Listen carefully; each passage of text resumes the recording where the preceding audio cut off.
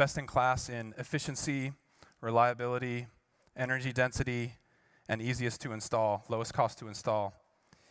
And we call it XL because it is actually the largest, heaviest object that you can transfer around the roads of the world without having to shut them down and get crazy permits and things like this. So it is extra large, and there is not going to be an XXL. Let's just say it that way.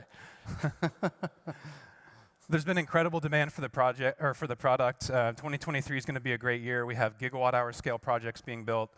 The Lathrop factory continues to scale and ramp up, and there's new products on the near-term roadmap. So a lot to look forward to. How did we get here? Number one, a maniacal focus on all aspects of delivering stationary storage. What do we mean by that? What are some examples? As you see here, the Megapack enclosure, for one example, we designed the wireways directly into the base of the enclosure. So typically you need to install a bunch of conduits and cables under the ground. Now you can lift them up and install them directly into the base, increasing the speed of deployment and lowering the cost. Next, we see the batteries and the power electronics. And the power electronics is really the beauty and the elegance of the Megapack. So this is what converts the DC power to AC power on the grid. The brain is built directly into the product. It is able to connect to any grid in the world right out of the box. It allows all the Megapacks on a given site to work as one unit. And really, it's what makes it what it is. I think it's the most incredible feature of the Megapack.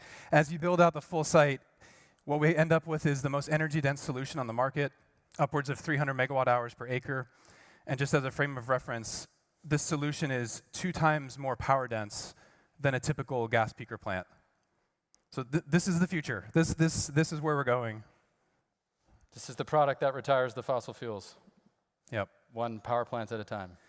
We talk about power electronics a little bit more. Tesla is a leader in power electronics.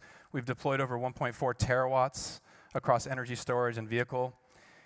And we deliver more power electronics than the solar and the wind industry combined on a per annum basis. And power electronics, it's hard to overstate how impactful they are. They are really the glue in the sustainable energy economy between generation, storage, and the end use.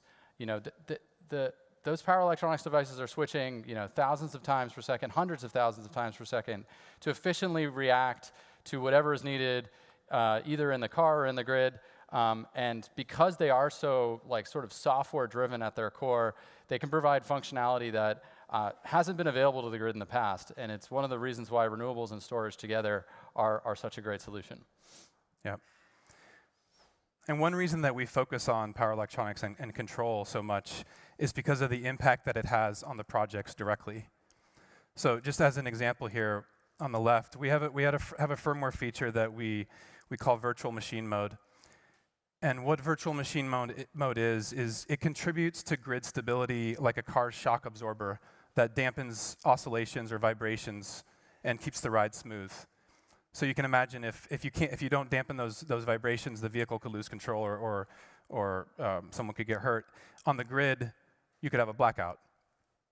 We have one grid operator that's utilizing virtual machine mode and said they will not operate their grid at 100% renewables unless they have this feature, unless they have virtual machine mode working.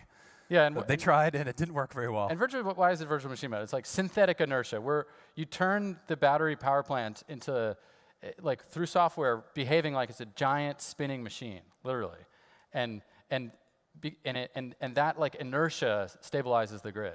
Right.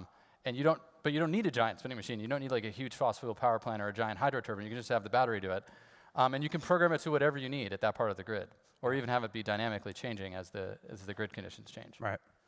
And that's why we focus so much on it. We believe it's the future of how batteries are going to add value. It's going to be more about adding power stability, just as it is about energy. Yep. AutoBidder is another software feature I wanted to mention. AutoBidder is an autonomous energy trading platform that in its most basic sense is buying energy low and selling it high, and the owner can net the difference of that. But operating battery storage is actually very complex.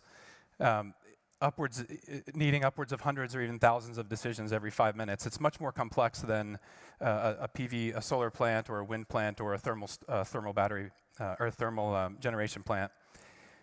And it's mostly because of the versatility and the ability of the battery to provide so much value in different ways that these decisions need to be made in real time in order to optimize